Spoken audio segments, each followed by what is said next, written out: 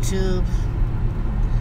Okay, it is 6:33 and it is rush hour for people to going home.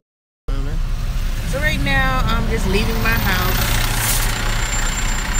A little bit of volume for people coming into the communities, going home from work. And I was that dang track. I know what it is. They still doing that little pavement or whatever the hell they doing. Shouldn't be, no. I don't know. Oh, jeez. Good afternoon. Who's on here? Paula? I know you be getting off of work around this time. Or you should have got off of work by now. Or Joseph. Who was on here? So let me talk about this topic or discussion is setting a schedule.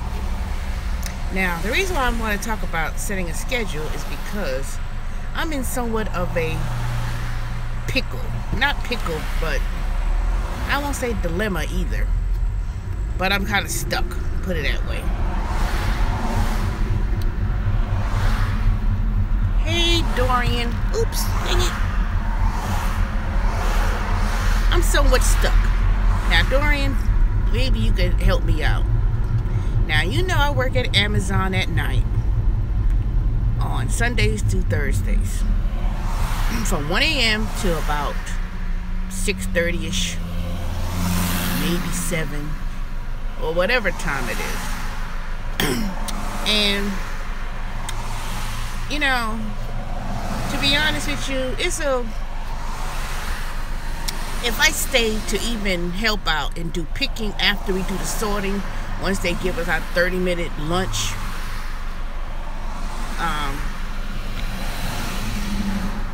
I could stay an extra, maybe an hour and a half or so. But I don't do it because I'm like so ready to go home. I'm tired, you know. Amazon really kind of, it's screwy, put it that way. It's like everybody's all packed in together, and you know, you can't really get out of there quicker, you know. It takes like an hour to do picking, loading up these bags on these carts, and then, you know, because everybody is in the same area, and then you kind of like trying to maneuver to get through. And I'll be like, okay, they taking PTO, I'm taking it. But that's like an extra, you know, that could be extra money that I'll be losing by leaving either 6:30 or 6 o'clock, and I only get paid for up to the time that I work. So anyway, but that's not really the issue. The issue is, by me working these, you know, I get paid weekly at Amazon. And you know, take out the taxes, and so I would get anywhere from probably, ew, that big ass deer that just got hit. Ugh. I probably get anywhere from like maybe $250. Let me see, 30. Let's say 280, give or take. 230, 250, depending, you know, if I work 25 hours a week. So. But, and then I try to do Grubhub and Uber Eats. Now, starting tomorrow, I will be doing another new gig, which I'm not going to really reveal too much to people online. But, I got it from Yvette. You know, she lives in Atlanta, and she works with this local company, doing food deliveries, and they've been around since 2003, and they basically pay, you know, 54 cents a mile, which is the IRS rate, plus you get tips from your customers because they're both driver friendly and customer service oriented. So I'm supposed to go there tomorrow and download the app and start working with them. But you're supposed to make some more money with them. But anyway, So my dilemma is trying to get myself up and do a schedule of when I'm gonna do Grubhub and Uber Eats during the week when I have to work at night. Now I try not to overdo it because I do have to get my rest. So I go home, I get home say about 8 o'clock, and that's if I leave 6:30. If I leave Amazon 6:30ish, even if I leave at 7, I'm gonna get home a little bit after 8. And the reason why it takes me longer to get home is because it's rush hour in the morning, and I take the back way to get home, because if I get on 285 going back to Stone Mountain, I'm gonna be in traffic, because regardless, you know, leaving from Cobb County or Smyrna, there's gonna be traffic, people coming into Atlanta, and everybody gonna be on 285. So I take the back way because it's not as much, it's hardly any traffic, because I'm cutting right through downtown, Georgia Tech, north, you know, go straight now to Piedmont, and then I hit 78, and really it's not traffic at all, even in the heart of the busy time. If I'm there downtown at 8 o'clock or so, it really isn't traffic. I may hit a snag when I get near Decatur, near that school, but even then I'm not in that traffic for people going to school either. So anyway, so I get up, I go to sleep. I usually wake up about 2:30, and if I'm really tired, it may be about 3 o'clock. Like today, I woke up, it was almost 4 o'clock. I was like, dang. So I work from, you know, I try to see working from, all right, what the hell are you doing? I try to either say, okay, I can work from 6 to 10 during the week, and then when I'm off, which is Thursdays, Fridays, and mostly Saturday, well, not Saturday, I'm not off on Saturday night, well, after midnight is Sunday.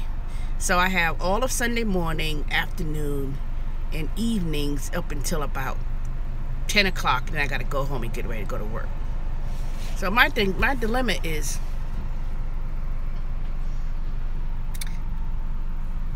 a realistic schedule to work. And I don't know, it's like I could work from 6 to 10, maybe during, you know, of course during the dinner rush. Lunchtime, which 11 to 2, but I don't know, I just think that might be so tiresome. But the importance of making a schedule and being consistent, and I've lost my mojo when, you know, getting up doing these deliveries, food deliveries. Like for the last 2 weeks or so, I haven't even turned on Uber Eats. For one thing, because a lot of times I'm getting really kind of sick of doing 10 deliveries with Uber Eats, and then looking at the pay, it's like $40. I'm like, really? You know, but I guess that adds up. Grubhub, on the other hand, you know, at least they got that $10 guarantee. But I could make more than the guarantee with Grubhub. See, because today, for instance, this evening, I have 2 blocks, 4 hours. And I'm on my way to my first delivery for today. I had signed on at 6 o'clock. And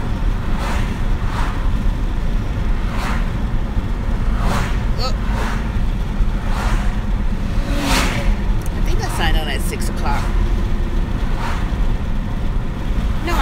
in at 6 o'clock. I signed in on 5:30. I don't know what time I signed. Okay, what the hell is this? Oh gosh. I know it don't make a difference because as long as you get there, pick up this dang firehouse. That's where I'm going. Okay, what's the fire truck doing up here? Oh, I know what they're doing. Digging up something. What they doing? Oh, they laying down these pipes or these water lines along this Brockbridge Road.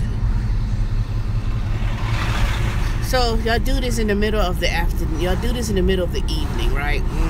6:44. Y'all decide y'all want to lay down big barrels of water for the water line. Oh, Jesus. And I'm quite sure they didn't just get out there either. They probably been out there for a while. I don't understand it. If you want to do stuff like that, don't do it during rush hour, you know? If you're going to do something like that, do it at maybe 11 a.m. till maybe 4 o'clock, you know, 3 o'clock. So that way most people are at work, in school, and then do it during the middle of the day, whereas it won't be as many cars, you know. There won't be as many cars, and then you could get it done, and that's it. I would say do it late at night, but then that's not feasible. But oh, all right, let me see, who's this? Oh, I can't see for shit. This thing is so dang light. Well, I'm sorry, I can't see the other person because one, you know, this thing is, I need to get me another phone eventually. No, not really. Because I bought this phone a year ago, and I don't believe in leasing no phone. But I should get another phone that's more bigger, because ain't no way, I can't see the chat. It's too sunny and I can't read what you're saying. So anyway, so I was watching another YouTube person. Her name is Erica Williams. She speaks mostly about real estate investing, and she wrote books about establishing a business credit and a whole 9 yards. And it was interesting, but I just came across her video today, and she spoke about the ride-sharing gigs, and she went back to the basics, where she said sometimes you have to go back to the basics of making money. And she was speaking about doing ride sharing, you know, Uber Eats, Grubhub, and things like that. And I was like, I wonder if she does Uber Eats or Grubhub or any of those apps, because she does. She has her own business, and that's what she does, you know. And I know she mentioned about painting. I don't know if she said she paint houses. I'm not sure. I'm gonna have to read what actual her primary businesses are, other than doing a YouTube channel, sharing her experiences.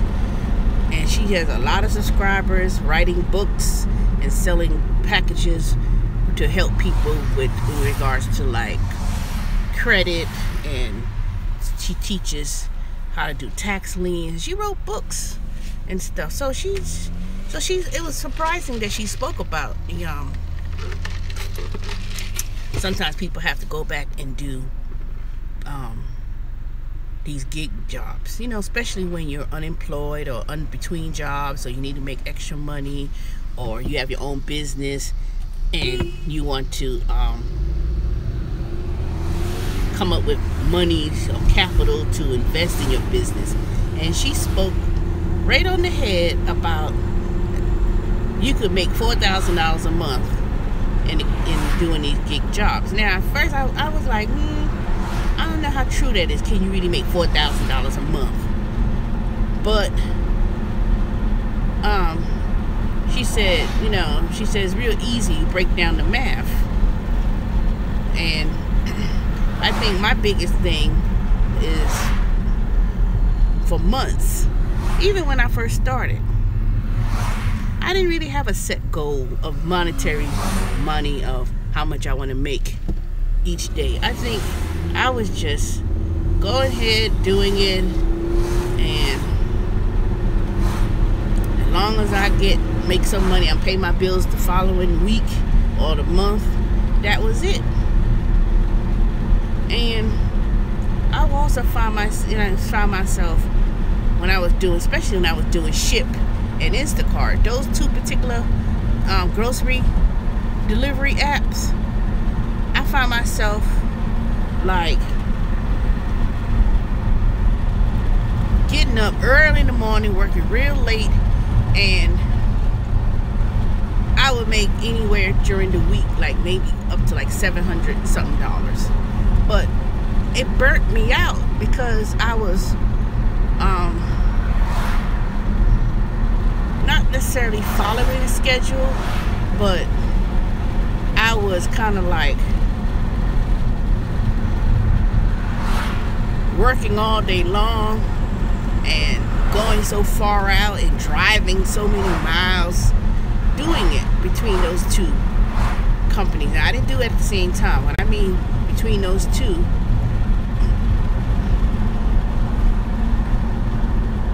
it wasn't really pretty good use of my time doing Instacart or Grubhub. Instacart and Ship. And because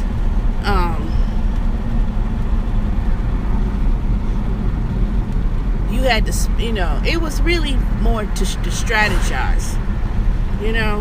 I know reason why I didn't do well with Ship, because I didn't choose one area. I was trying to work all the areas of Atlanta, driving from Johns Creek, Alpharetta, Roswell, back to Tucker, Peachtree Corners. I was all over Atlanta, and then working from 7 o'clock in the morning till getting home at midnight. Then I wondered why I was so tired, and I was like, ooh, but I made $700 something dollars during the week, but I worked 60 hours. That didn't make any sense. That didn't make any damn sense. And then if you break it down, that wasn't really feasible. And these companies really, like Ship and Instacart, they're not really looking for nobody who to do it full time and make money, because they don't have the capital, and they don't have the cash, and they don't have monies to pay people. So it's good for a side gig to do part-time, and that's it. But it's a whole nother video altogether. And then I recently saw on Facebook that Instacart, even though they test market in California, but I could assure you, give it about a week or 2 weeks, now they want the shoppers to, what is it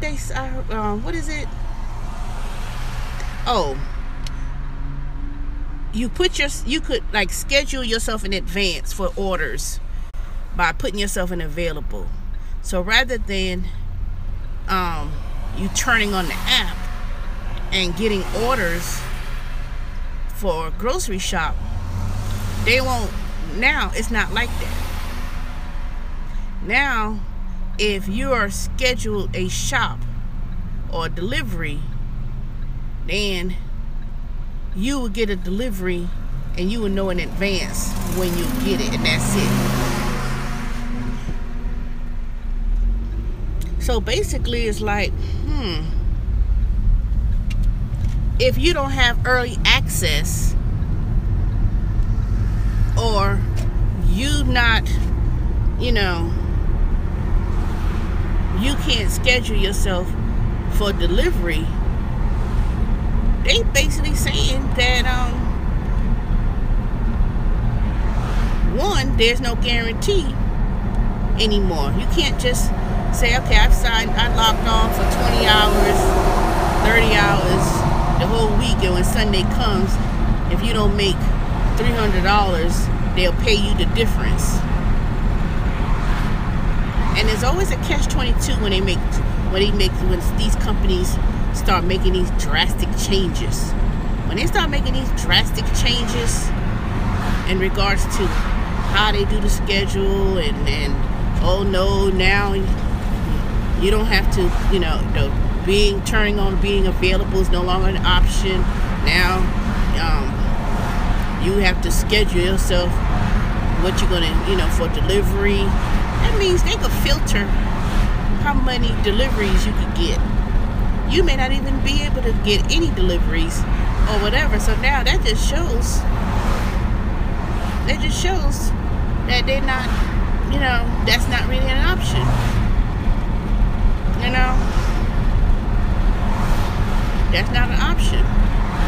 Now, even though as much as I hate about Uber and Uber Eats in regards to the pay, because I think that the rates are just too low, and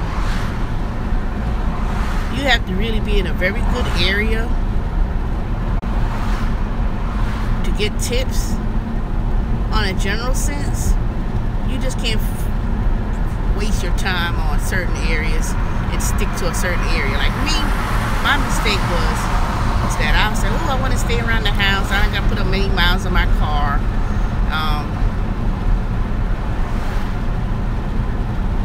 But the volume of orders and the quality of orders is just not there.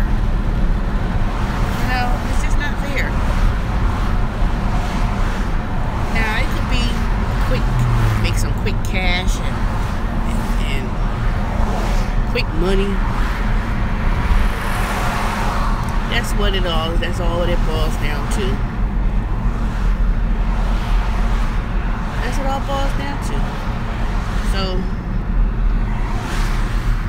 my thing is trying to not get burnt out so easily. And I know that this thing,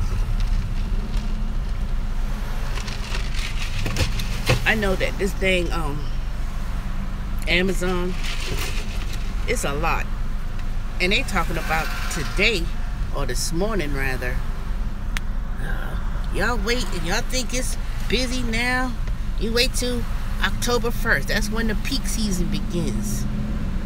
And I'm like, and then they got the nerve to today, had this big wig came in early, you know, came in last night or this morning or whatever you're gonna say, talking about removing the carts off the aisles where the packages are placed on the cart, and then you simply go to the cart and take it off the carts while it's being sorted, and then you just go and pack it, put them in the bags. Now they want you to go to the dang conveyor belt, pick up anything regardless what section you're in, and just pick up and go. So that means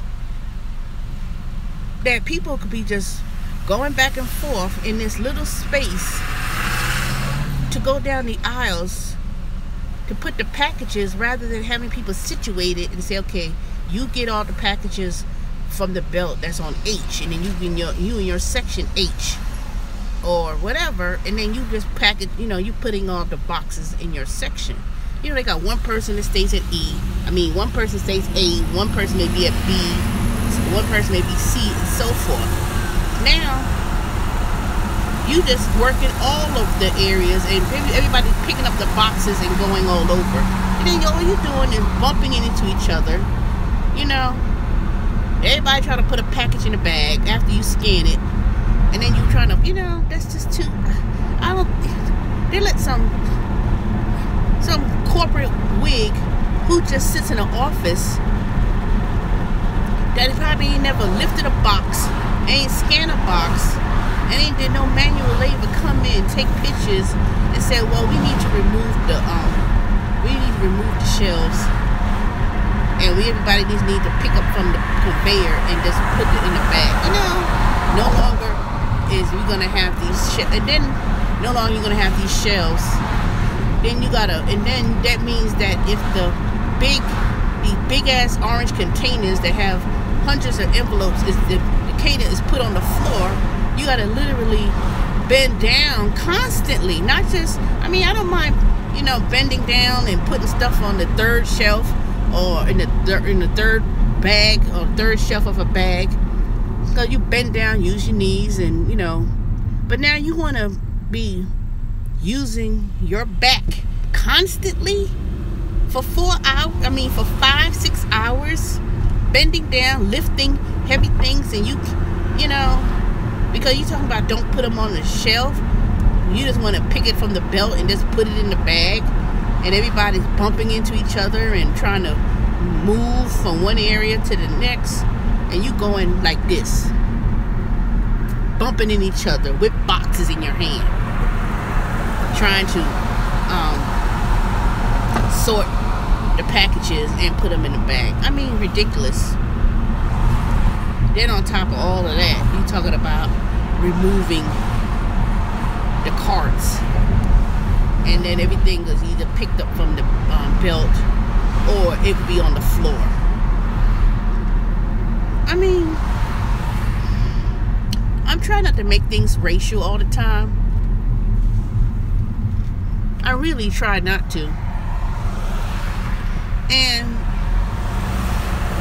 people there, you know, the ambassadors and people who's been there, you know, they so complacent about it. Well, it's a job and I just gotta do what they tell me to do, and they don't complain. And then if you complain, then they're looking at you as you being negative. I told them, I said, the important thing I'm concerned is my back. When it start hurting my back, you know, because I ain't had no back problems. I didn't have no back problems. None. Feet, yeah. Ankles, yeah. Legs may be hurting, yeah. But not my back. Never had issues with my back. All right, let me pick up this order. Ooh, Five Guys. I think I deserve a cheeseburger. I'm gonna try to come back here later and get me a cheeseburger. You know, I mean, really, why make the job harder than it needs to be? It doesn't make any sense. I said, how long that gonna last? And can you imagine when Christmas come and they gonna have all these boxes coming down the conveyor belt? Just imagine. And then it's gonna be so much, it's gonna fall on the package, and you got nowhere to put those boxes because you took away all the shelves from the from down the aisles. Makes no sense. Makes no sense. I'm not saying that if you're sitting there or standing in one area and you don't get any packages coming down your aisle, don't do nothing, because you go to the next one and you help somebody else out. You see that, you know, that's what I do. That's what everybody does. If I'm not getting any packages, I say, okay, let me go to this next area right here and let me go ahead and scan some packages. And then, you know, they had somebody come in there one day, one night, yesterday. Okay, remove all the carts. And everybody's gonna pick from the belt.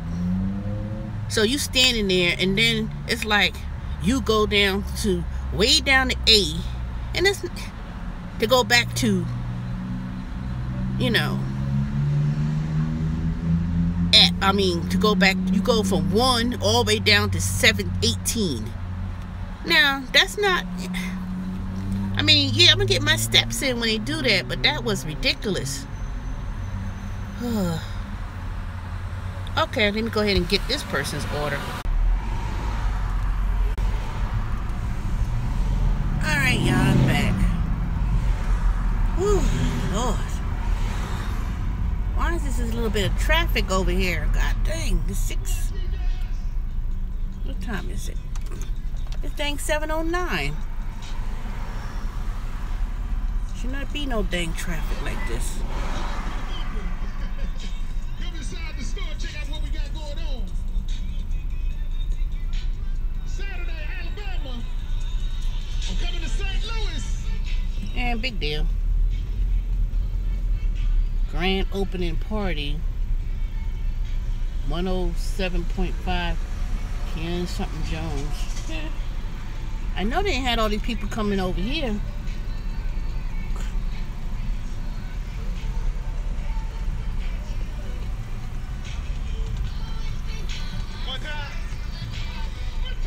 Oh, that's what that is. All that damn noise.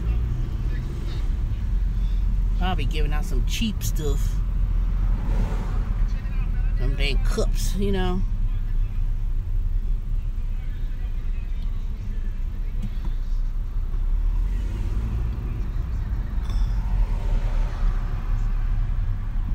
You know how much you know how much you have to pay to have those radio personalities come to your business to advertise? But that's all that is. You know, those radio stations, they get paid through advertisement, marketing. Radio is a good way to advertise your business, but let me tell you, it could be pricey. So I guess in a way, people may say, oh, let me go out there, so-and-so's on the radio, you know. Unless you're driving in the area and you pass by it, you know, people may maybe stop. I know if I was coming by and I didn't have nothing to do, I would have drove by and just to be nosy, check it out, see what they yapping about. But the object is for people to not just see them, but to go into the store and buy the product. You know, that's the thing.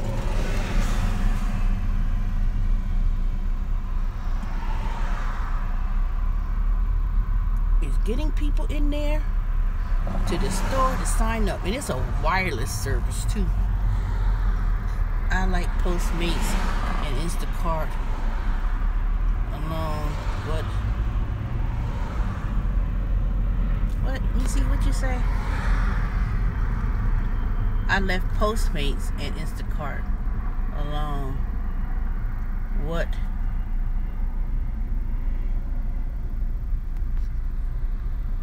I can't see what you're saying. Let me see what you're saying. I left Postmates and Instacart alone. What a waste working on my AC store. Okay. Well, subscribe to my channel. Who are you? Let me see. And tell me about it, because I was thinking about doing Shopify at first, and I know it may be a little bit high, and I know Amazon, you know, doing business with Amazon is high too, but Amazon is more worldwide known, but they do take a lot of money from the merchants or the people selling online. And I'm interested in about Etsy. I've heard of it, but I would like to know more about it. I am selling crafts and jewelry, coming soon. Okay. Well, are you gonna make YouTube videos about it, about your business? Because that would be something to do to market yourself, especially if you have jewelry and crafts. You could show your jewelry and crafts online to people, and people could actually view and look at your product, and then they could click on your link in your videos and actually go to your site. Turn right onto Mountain Industrial Boulevard. I sure would like to. I will make videos. I have some about my natural hair journey. Okay, I want to do that. Make that. I want to see. Make sure you subscribe so I can go back and subscribe to your channel too. I can't see your name, so I'm sorry if I don't address you by your name. Oh,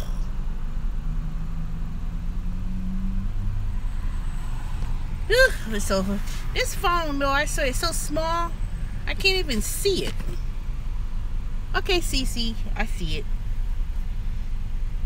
Yeah, do that, cause I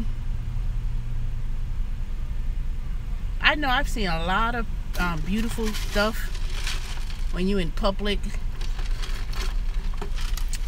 and when you do that, yeah, it's pretty good. You can also do natural hair products, or try to find a wholesale person to buy. Not buy, don't just do drop shipping. Don't buy all the products and then you have a whole bunch of products in your house and then try to sell it. If you do drop shipping, you can add that too. That's a wide natural hair videos and natural people who go in natural. Because I know one thing, I'm natural, even though my hair got in 1 mile, in it. turn left to merge onto GA 410 towards Stone Mountain.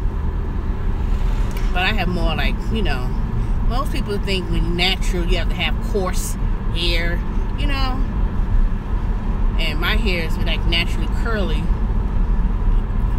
and people be thinking it has to be a certain look, like more Afrocentric, I guess, or coarse or Afro for it to be natural, you know. But some people think, oh, I'm natural, but it, you know, I'm like this. Natural basically is your hair does not have no alterations of chemicals or products to change your. In half a mile, turn left to merge onto GA 410 towards Stone Mountain. You know, and I personally, I'm sick and tired of. I've never gone to Asian stores and support Asian businesses when it comes to products. You know, so I would love to support someone that doesn't exploit your own people. You know, I don't want to support support anyone who doesn't support your own, you know, doesn't support us.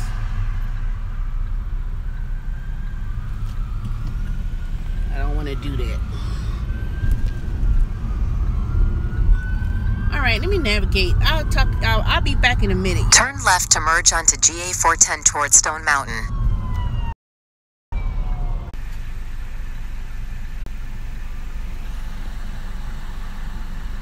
Hey, I'm back. Oops.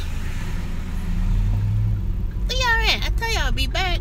I know it'll be a minute, but not that long. In 1.6 miles, make a U-turn at Village Square Drive.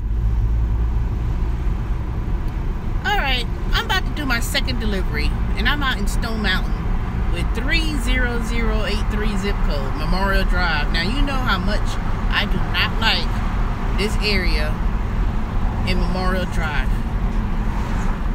But I just found me a hidden jewel, meaning that this area is kind of not raggedy, but you know, there ain't nothing more but a bunch of fast food places and, you know, bonding companies. You go further down, that's Decatur. That's where the jail is. Well, that's not really, well, yeah, that would be Decatur. That's not Stone Mountain. But as you go down Memorial Drive, you know, all you're gonna see is fast food places, bunch of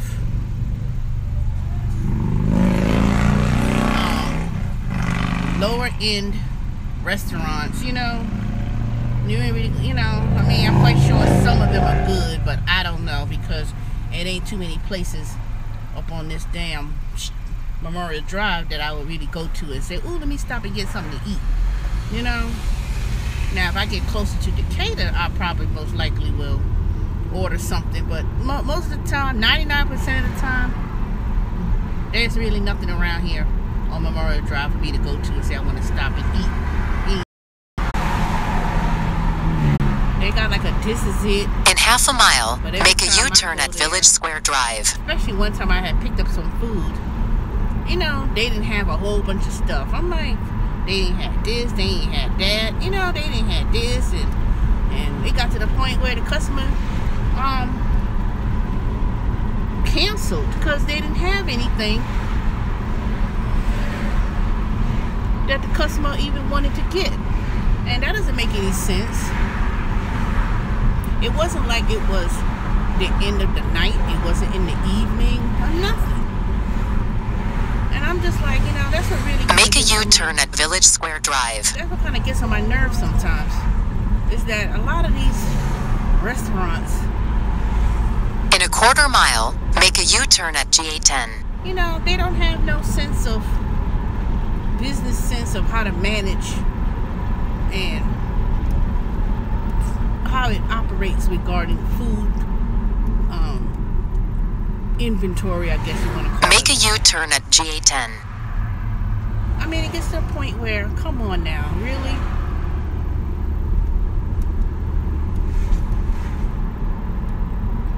In a quarter mile, make a U-turn at Rays Road.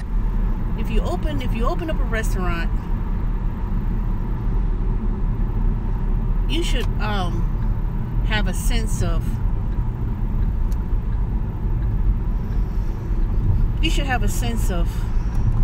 Make a U-turn at Rays Road.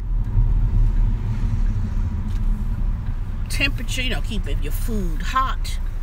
You know, somebody should be having, you know, if you work in a restaurant and you have cooked food like that on a bar, you should have a person with a chef coat with a thermostat on them, and you know that they're constantly checking that food temperature.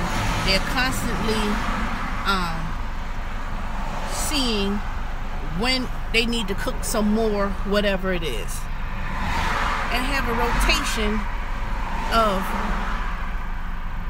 when to fix it, and then constantly have it going, and now at the end you don't have nothing left, and it's still 3-4 hours before you're supposed to close.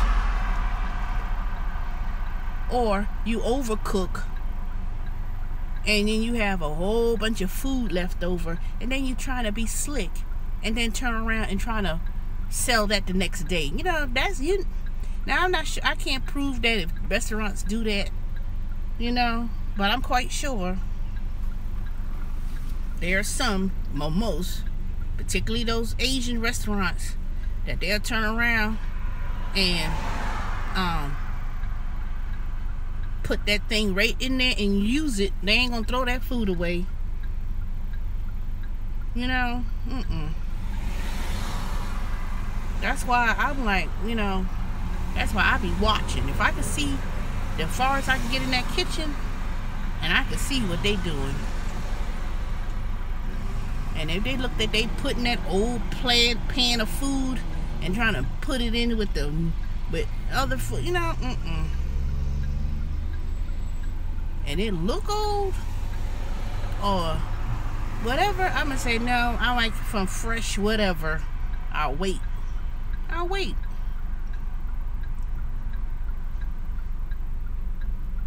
Because you know those Chinese restaurants, that those wings and stuff that people be ordering, you get 10-piece chicken. In 3/4 of a mile, the destination is on your all right. that kind of crazy stuff.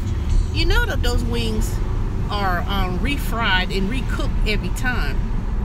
It's not frozen or nothing. I mean, I'm quite sure it comes in frozen, but they reuse that food over and over again. They sure do. They sit there and you know, keep using that thing over and over again. Now I know I couldn't have passed this damn place. And I know that food better be goddamn ready too. In half a mile, I can't. the destination is on your right.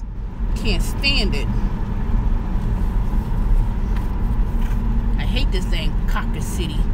Because every time you go in there, you know, you're waiting 20-25 minutes or something crazy.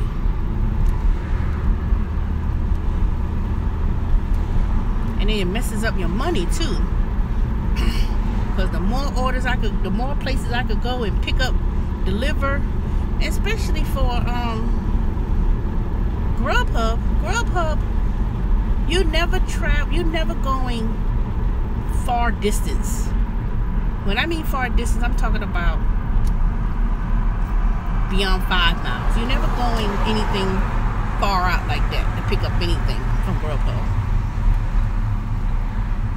And if you're going 5 miles or so, at least if you're going there and dropping off food, people are leaving a pretty good tip. You know, like that order I just delivered to.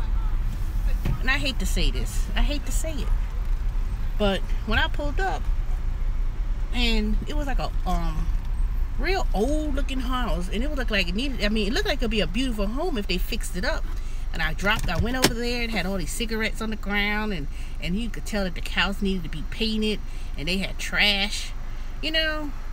I mean, cigarette butts all over the dang on the ground, and on the house they had, you know, it was like nasty, disgusting. I'm like, you know, ain't no telling what inside looked like. But I could tell it was, you know, it was unkept. And I'm talking about not just the, you know, everyday cleanliness, not just that your house needed to be painted and you need to because my house needed to be painted. But I bought my house when it was on like a foreclosure thing, so I'm gonna get it painted next year. But there's no excuse to have cigarette butts. I mean, you could tell they act like they don't clean up after themselves. It looked like they had like tens of thousands of cigarette butts just laid on the ground, and all on the table, and all on the porch. And then the porch looked like it will break down and you could fall from the dang porch. And it was just crazy. But I said, you know, whatever. I mean, I know I need to clean up my house, but dang, I know one thing.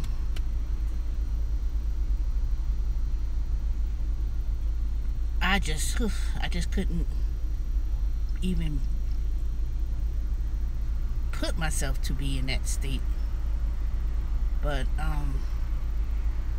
it wasn't a cut though. But it was a beautiful yard in terms of, like, they had a pecan tree, and right next door to that house, you could see that they had like a big spacious land that you could actually grow vegetables, and it was like that house could actually be a bed and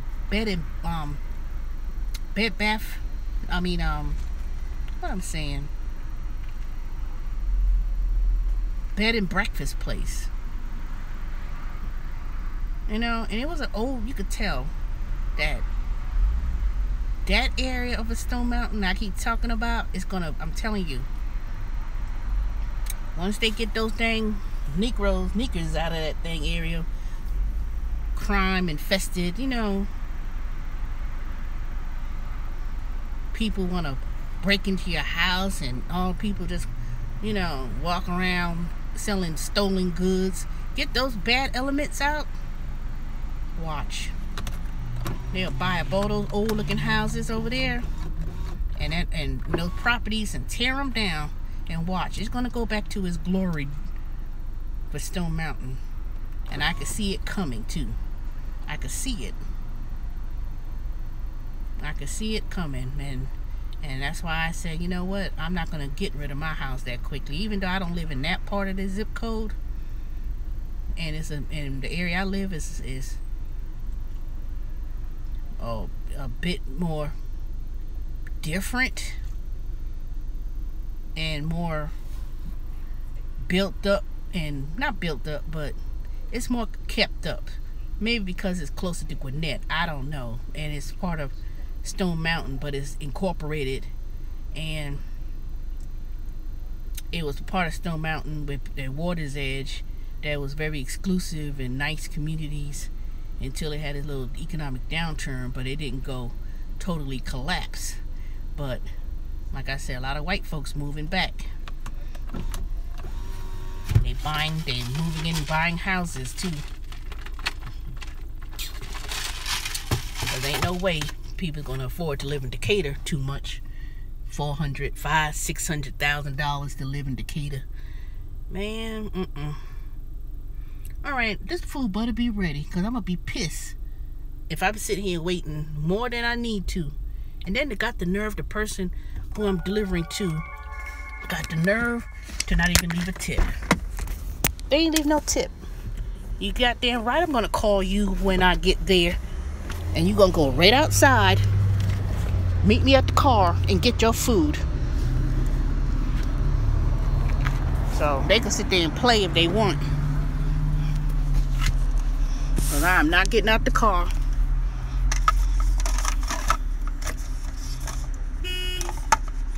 You know, that's what people do. They just, you want you to go and deliver their food, and you ain't even, and then it looks like I'm going to a damn police station. Or that headquarters where the police, I'm not going inside. They're about to just come on outside and get their bag.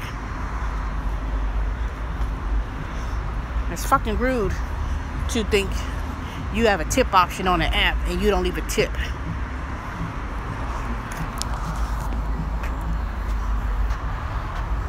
Shoot, they close at 9, so it ain't like I gotta come over here.